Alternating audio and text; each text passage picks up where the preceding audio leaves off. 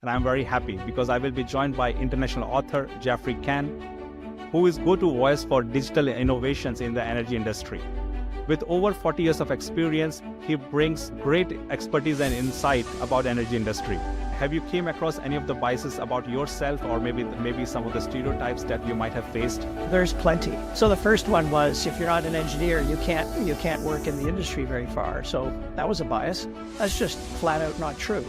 The chief executive officer for Imperial Oil eventually was Tim Hearn, and he was the head of the IT department for a long time. This is sort of probably true for anybody looking in a large organization, is that you really have to think about yourself when it comes to your own career in a big organization. You can't really count on others to look out for you. You've got to do your own advocacy. But also another very interesting thing you said, that you need to be more assertive about your aspiration to become a leader in that company. Yes. Yeah. And I have seen myself, sometimes we have that mindset like, okay, I'm doing really great in my job, the work I have given, and people will notice around me. Well, I went to Australia to learn the liquefied natural gas industry because the real job I wanted was to be working on an LNG project in Canada. And so that was a major, shift your family around the world to take a job, not because you want to move to Australia, but because you really want a different job back in. That's how you need to think about these things. And I think too many of us get caught in just thinking about the world very small, and we don't play the big game. What would be your one key takeaway? Well, at this point in time, one of the issues with the industry that we're in is this. These new artificial intelligence tools are starting to eat away at the low-end jobs in the industry. So my advice to people in the industry is concentrate on the people aspect of what you're doing, and because these tools will progressively chew away at all of the technical stuff. I'm very optimistic about the future for the oil and gas industry. The demand is still strong, and the demand for change in the industry is very strong. So I'm still optimistic. Like the obituary for oil and gas is premature. It's not going anywhere just yet. It's not going anywhere. And my third book is called Carbon Capital in the Cloud, and it was published just 2 years ago. And it sets out the case studies of best practice to accelerate the adoption of digital coming out of the pandemic. I mean, interesting statistic.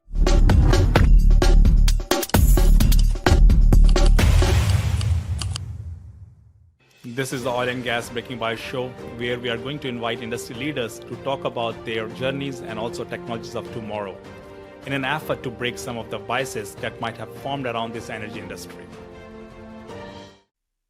Hello everyone, I hope you are happy and healthy. I'm Anand Jha, and you are listening to the Oil and Gas Breaking By show. This is the series about leaders who have made it big in this energy industry while breaking some of the biases around them. And I'm very happy because I will be joined by international author Geoffrey Cann, who is go-to voice for digital innovations in the energy industry. As a brand ambassador for many technology companies, he doesn't just talk about innovation but champions it while creating very innovative solutions for global audience. With over 40 years of experience, he brings great expertise and insight about energy industry. So let's deep dive into his journey and talk about what is next in this digital energy solution. So welcome, Geoffrey. I'm very happy to have you today. Anna, it's a great pleasure to be here. Thank you so much. And we were discussing about, we have connected a long time ago, and very happy to connect with you again to talk about this industry and also learn from your journey, which is across 4 decades.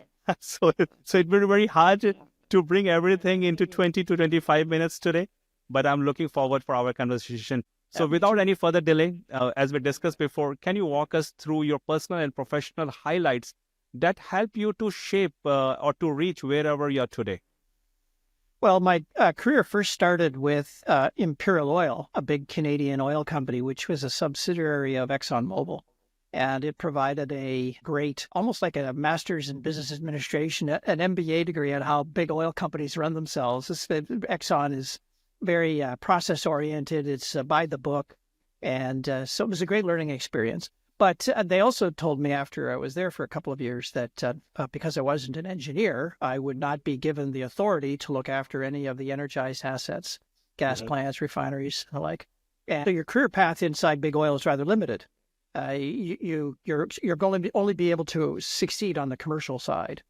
So I left and went and did a real MBA, and then I joined a consulting firm called Deloitte, and I stayed there for 30 years. Big switch.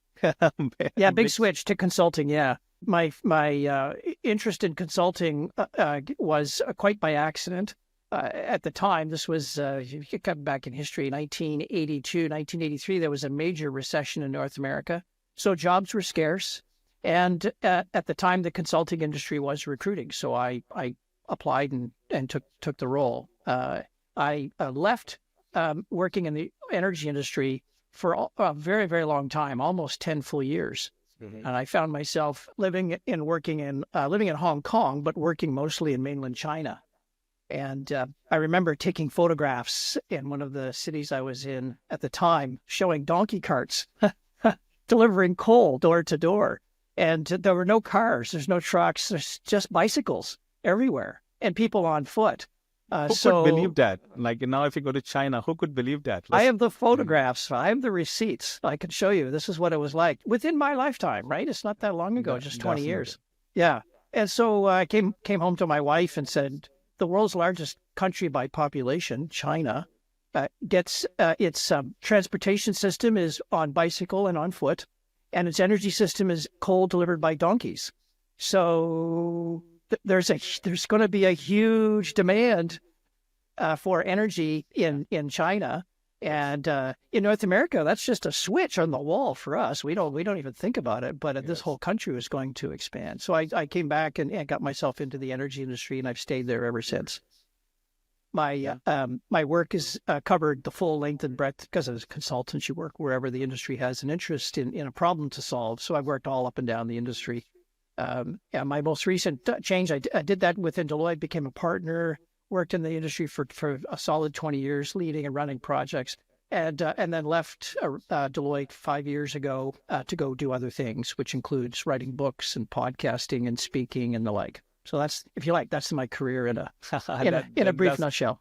That's great mix of everything, like starting with the end user and then going around the world, looking how the world looks like, where is the energy demand is, and then coming back to this consulting topic.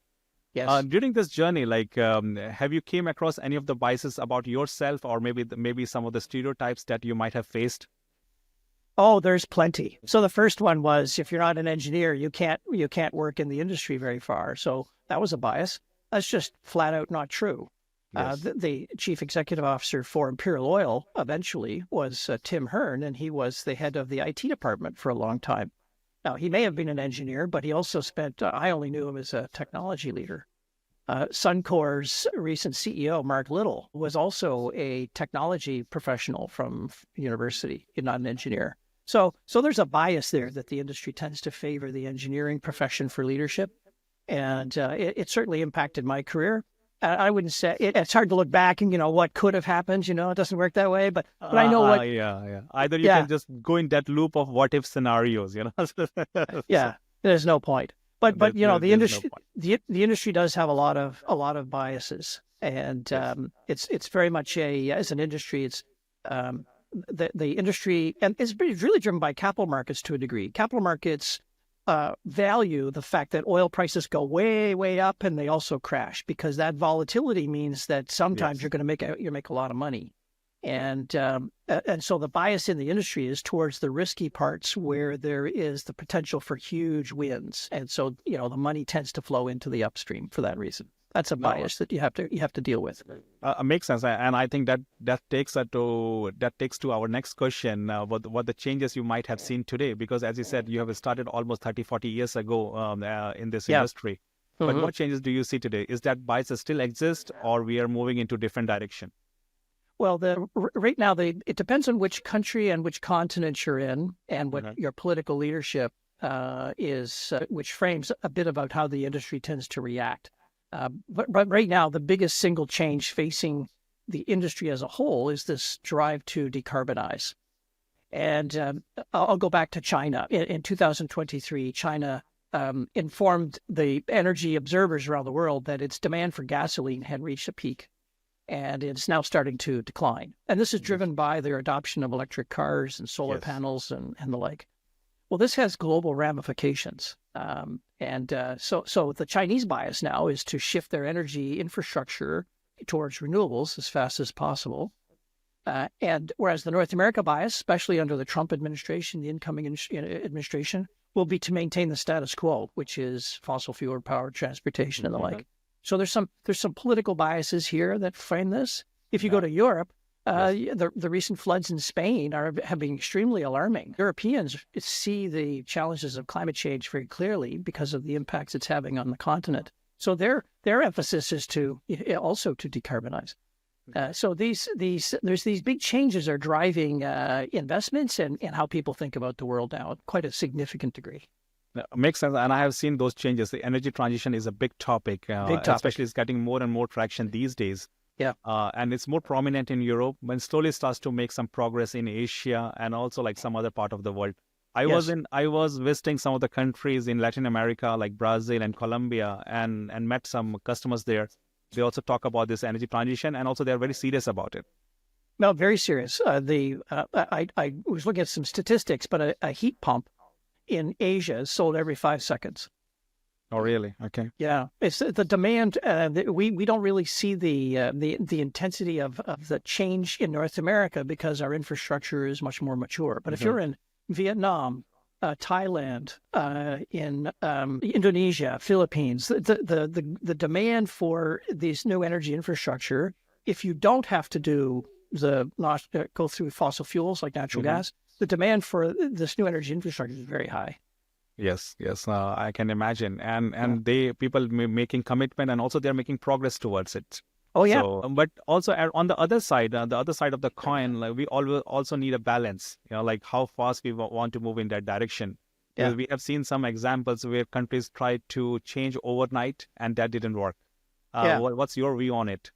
Well, my view, and this is the central thesis for my books, is that the pathway to transition these Western economies, which are very dependent on fossil fuels, quickly is sheer folly. We simply do not have the manufacturing capacity to make all of the electric battery and electric motors that we need to replace all of the gasoline and diesel-powered motors. So we just don't have that ability. So it's going to take us time. So my view is that for us to provide for both improvements to the climate and energy transition, one of the keys is to help the industry become as efficient as it possibly can. Yes. And that means to embrace new ways of doing work. And it's clear industry after industry ahead of oil and gas that has gone through major transformative effects has done so on the strength of digital innovations. And many of these innovations now have real promise within oil and gas. And so that's my hypothesis and my approach, and that's what underpins my books, which is if we want to preserve our way of life in the West while we do transition, then our pathway is to embrace digital innovation as quickly as possible in this industry. And I think you made a really good point. So technologies are available today. The past, the loss of discussion, but I think those are proven technologies today. Either it's a digital or electrification. There are like many technologies available which can help with energy efficiency and also give you the path with the sustainable transition, I will say. Like it's not a switch that you can flip overnight.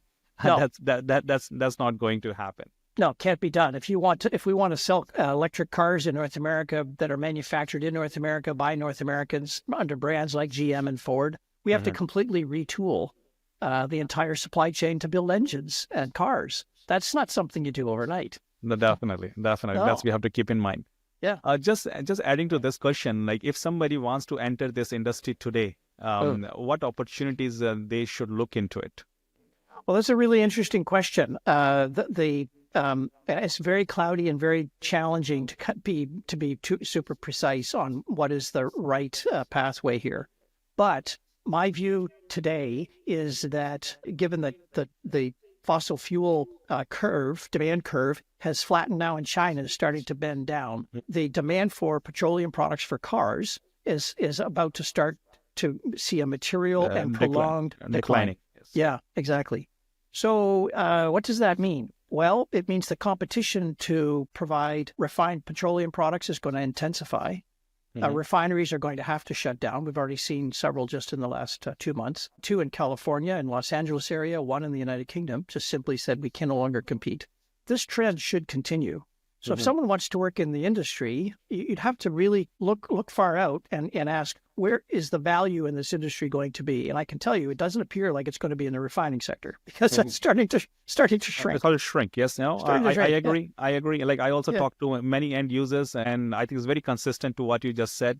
They are not investing into downstream, but upstream and midstream, there are still investments are happening.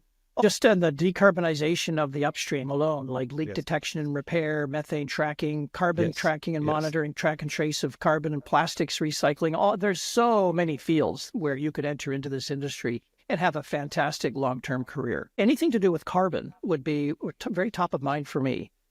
We barely understand where our carbon emissions come from. We can't track them correctly. We don't price them right. Go into carbon.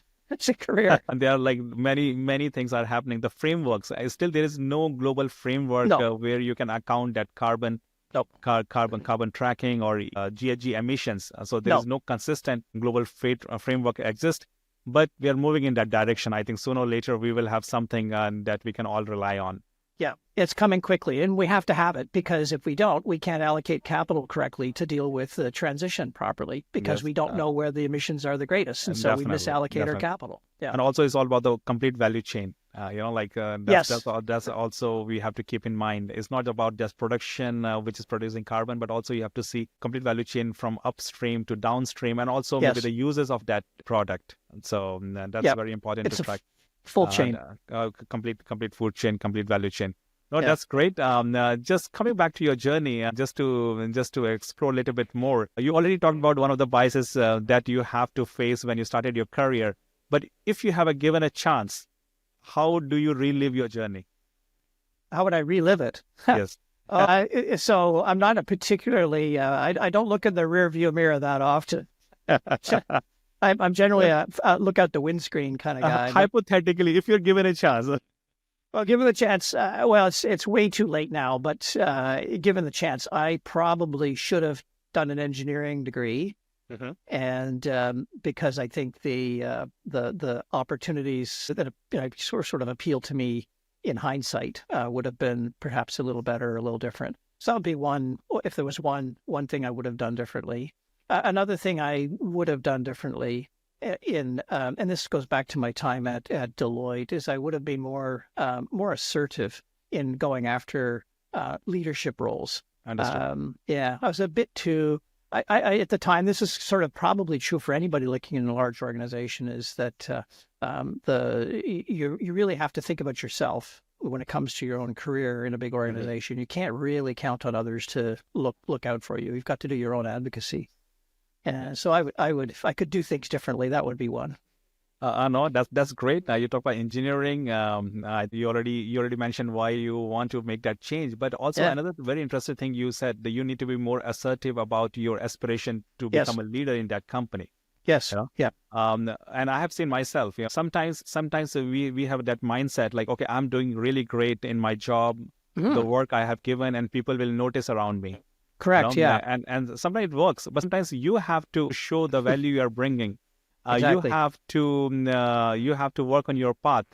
So I have seen both ways works, but I fully agree what you just said, Geoffrey. We need to be assertive, and also we need to put a plan to reach where we want to reach in couple of years or months, whatever it's your plan, I think. Yeah. An example someone shared with me, this is a story from long ago, but his advice to me at the time, it was always stood by very well, is to take the job you're doing today, not because it's the job, the ultimate job, but because it prepares you for the real job that you want. Yes. And too many people, I think, don't cast their mind forward to say, well, that's the real job that I want over there. And so what am I doing today that's positioning me correctly for that job? And so that was great advice. So I've always taken that on board for 20 years now, which is always to look one or two steps out to say, well, where should I be, and what should I be doing today to position myself for the job that I really want? I fully agree. And I have done myself this thing, like when I started my career as a commissioning engineer, then moved into business development, then took a local role in Canada, and then took a global role. But whenever the role I had, like always start planning or maybe put an aspiration about my next role. And that helped me to do two things: getting better prepared for my next job, and also motivated me to do my current job better than everybody else around me. So it helps both. It helps the company, it helps also yourself to be better prepared.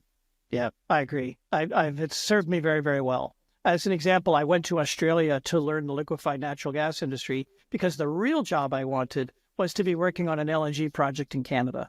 And so I was a major, shift your family around the world to take a job not because you want to move to Australia, but because you really want a different job back in.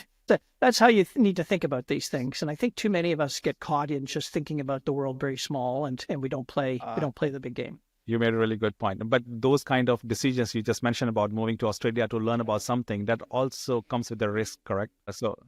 Oh, yeah. In my case, is a very big risk. It turns out that Canada could not mobilize its liquefied natural gas investments. And so I came back to Canada to know LNG projects. I did my part. I moved to Australia. You did your part. I think at that time you have visibility. It's coming, so you were getting prepared. But some things are not in your hand. Yeah, it's not in my control. I can't control whether there's going to be, but I was well positioned. But what I did learn while I was in Australia, again, was thinking ahead. This wave of digital innovation had come to Australia at the same time as it was coming to other parts of the world.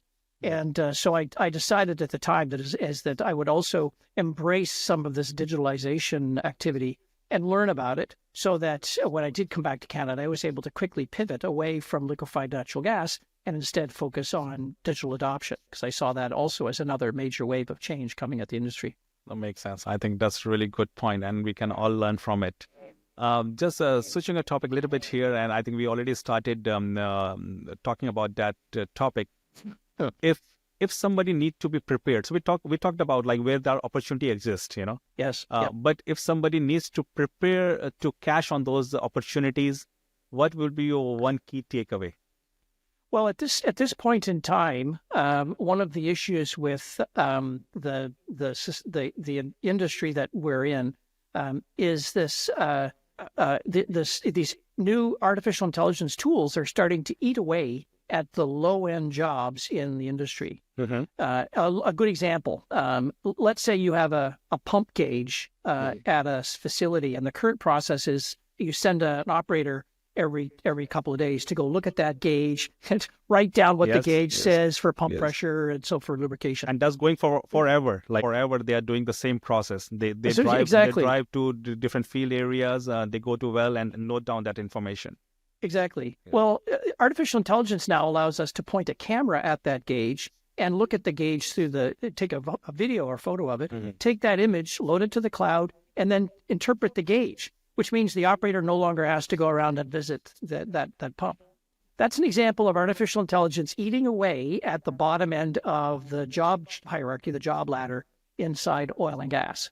So if you kind of cast your mind forward, you can see how that just starts, eating away at all of our jobs. So what's the challenge for people is to say, well, what are the skill sets that are distinctively human that these artificial intelligence tools are never going to be able to replicate? Yes. Those are the skills and capabilities I want to have: teamwork, communications, empathy, problem solving, risk taking, all kinds of complicated decision making. These are the sorts of areas where humans are going to have to play in the future. Yes. So my advice to people in the industry is concentrate on the people aspect of what you're doing, and because these tools will progressively chew away at all of the technical stuff. And we have already started looking into these changes. That's happening across all the industry, not just oil and gas.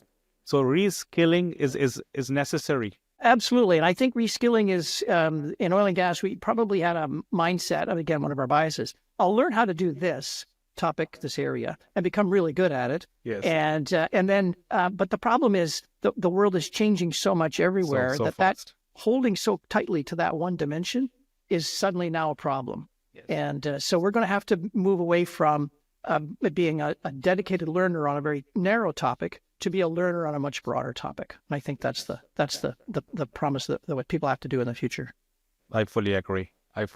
And also when you talk about oil and gas, if you see in the past, people used to say, if price drops, they say, don't worry, like price will come back. So it means we don't have to do anything. Just wait. Well, that's one of the. It is a to a degree. It's certainly in the upstream. It's a self-destructive business model or a self-eroding business model. Every barrel of oil you take out of the ground is one less barrel you have to take out of the ground tomorrow.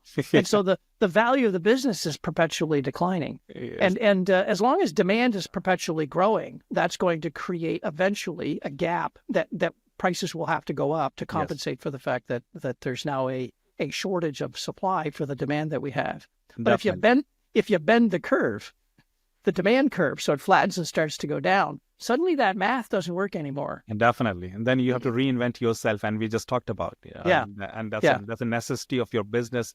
If you keep doing what you're doing, and then you have to rethink. Exactly. The world is changing really at fast pace. The International Energy Agency just last week said that they're forecasting there will be a 1 million barrel per day surplus of oil starting in 2025. Oh, it's coming relative soon. to demand. It's coming very quickly. 1 million barrels a day. Now, the last time we had 1 million barrels a day of oversupply, it was 1 to 2 million barrels per day. It was in 2014. And by 2015, the price of oil had collapsed down to $30 a barrel. I remember those days. I was in Calgary at that time. It's the writing is on the wall. If we can't have and this explains in part too why many of the economies are very, very anxious about China's growth prospects and the Trump administration's threat of sanctions on China's economy. If that flattens down China's growth at all, then that we accelerate this expansion of supply and reduction in demand.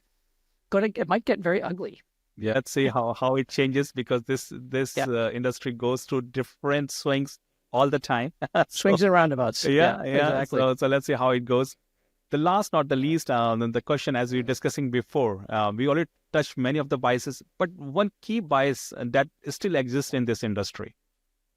Well, there is. There's so many, but a key bias in the industry is that when the price of energy or oil goes down, then the industry tends to clamp down and trim all of its expenditures. It does so unevenly. It does, but this is a problem, because when the industry starts to expand, it hasn't laid the foundation for any improvements to the business to kick in, so that it is on a better, surer footing during the next upswing.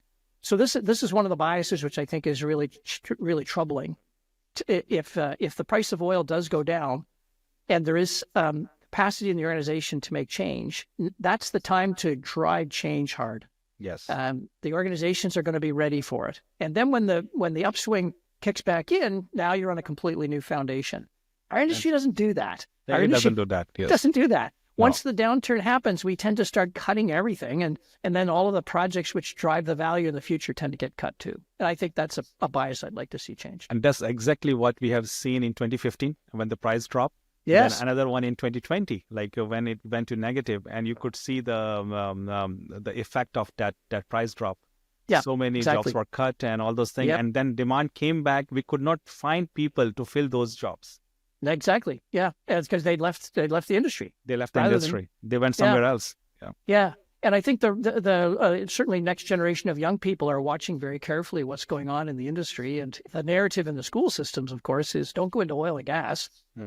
Definitely. That's being replaced by renewable energy products. There's no demand there, you know. And the people like you and me who are serving this industry for so many decades, this industry will survive. And I will say it will transition itself over time.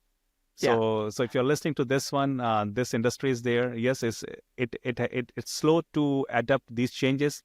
Yes. But it's a progressive industry, and it will make changes. So if you're listening, I think there are a lot to explore in this oil and gas industry in coming future. Now with that, actually, we are running out of time. But I didn't realize it's almost 30 minutes now. We are talking about so many things, but we have to stop now. So thank you so much, Geoffrey, for all your insights and expertise. But before we sign off, anything to add here? Well, I'm very optimistic about the future for the oil and gas industry. The demand is still strong, and the demand for change in the industry is very strong. So I'm still optimistic. Like the obituary for oil and gas is premature. It's not going anywhere just yet. It's not going anywhere. No, I fully agree. Another question I have before we sign off, I read your book, Bits, Bytes, and Barrels, the Yes. digital transformation of oil and gas, almost 5-6 years ago. What is Yes. next? Well, I wrote a second book in the pandemic, or contributed to a second book on artificial intelligence in the upstream industry. That's more of a university textbook, and it was done in collaboration with some Samsung engineers in the factories in South Korea. And my third book is called Carbon Capital in the Cloud, and it was published just 2 years ago. And it sets out the case studies of best practice to accelerate the adoption of digital coming out of the pandemic. I mean, interesting statistic, 60% of oil companies only started using cloud computing during the pandemic. I think they were forced. They were forced, yeah. They They were forced didn't have to, a choice. Yeah, Yes. exactly. So that book is really about, how do you do this fast? And I don't have plans at the moment for a third book, but you never know. Stay tuned. No, definitely. So I'm going to read that book. I'm going to order today. Thank you. And then we can connect again to talk about that book like the way we did last time. I'm in. So thank you so much, Jeff. So with that, I will sign off for this week. Keep listening, Oil and Gas Breaking By Show. We will connect again next week. Thank you. Have a great day.